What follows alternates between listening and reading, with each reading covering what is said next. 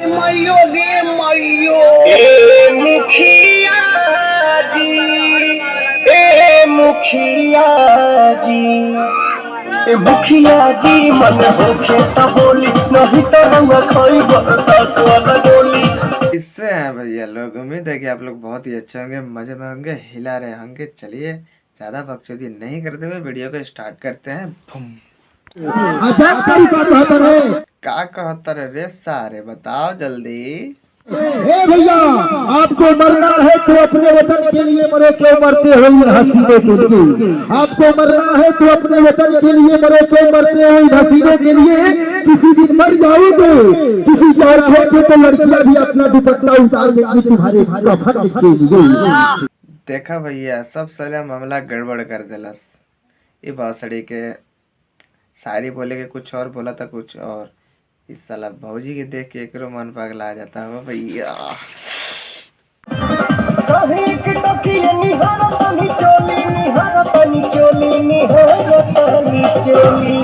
तो देखा भैया, भौजी कहतिया कि काहे एक टकिया निहारत तनी चोली, निहारत तनी चोली। तो ये बतावा भैया, मुखिया जी के मन ना है का हो भैया। मुखिया जी चोली ना देखिए तो का कथिया देखिए का। अरे भैया, भौजी के मन ही तो दिखाइए दी, समझ ला। ए मुखिया जी, ए मुखिया जी, मुखिया जी मन होखे त बोली, नहीं तो रंगा खोई बरदास वाला गोली।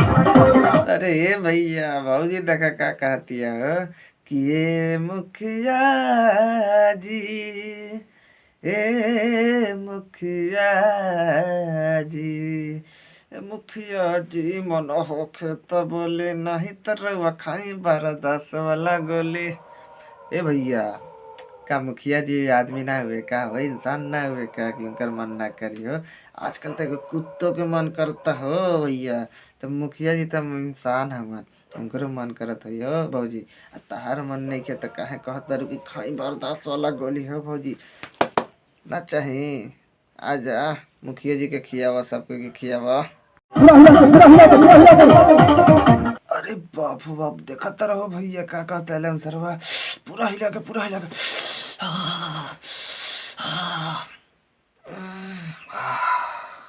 काहेला इतना बेहाल भइल बानी, कहीं तो रंगना में लिख दी जवानी। कहता रुए भौजी कि काहेला इतना बेहाल भइल बानी, कहीं तो रउए नाम में लिख दी जवानी।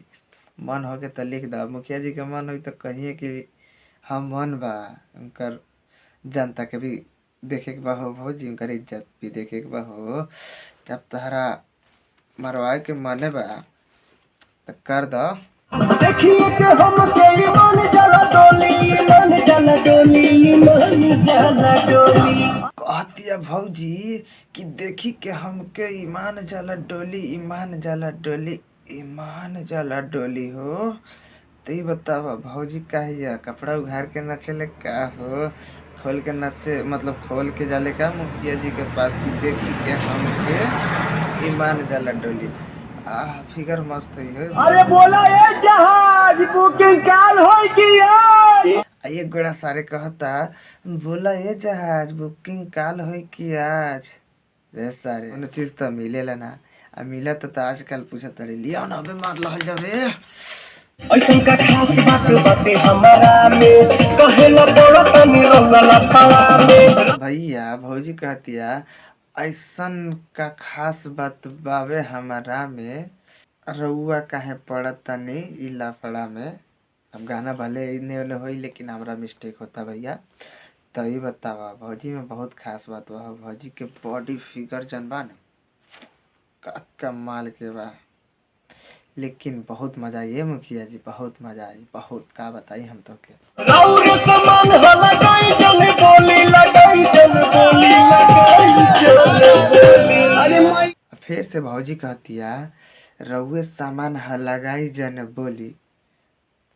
मुखिया जी तो पावर वाला होले, पावर वाला और मनी वाला, तो बोलिए न लगाइए हो भौजी। जब ना ही मन बोता बोली लगा के भौजी खूब होई खोला खोली। चलो चलो।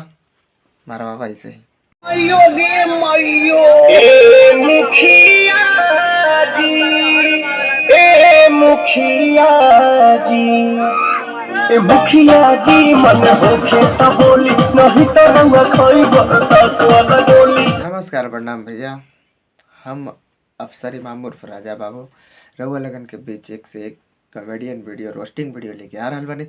रउआ लोग अपन भाई के ज़्यादा से ज़्यादा लाड प्यार दुलार दी और आशीर्वाद दी कि ताकि आप लोगन के भाई आगे बढ़ो। और वीडियो में कोनो भी तरह के गलत मतलब बात लागल हो आप लोगन के तो हमके माफ़ करिए लो। और वीडियो के ज़्यादा से ज़्यादा शेयर करिए लो और अच्छा लगे तो लाइक करिए लो और अच्छा ना लगे तो डिसलाइक भी कर सकता लो। और लाइक तो एकदम दबा के देखो, ठीक बा भैया लोग।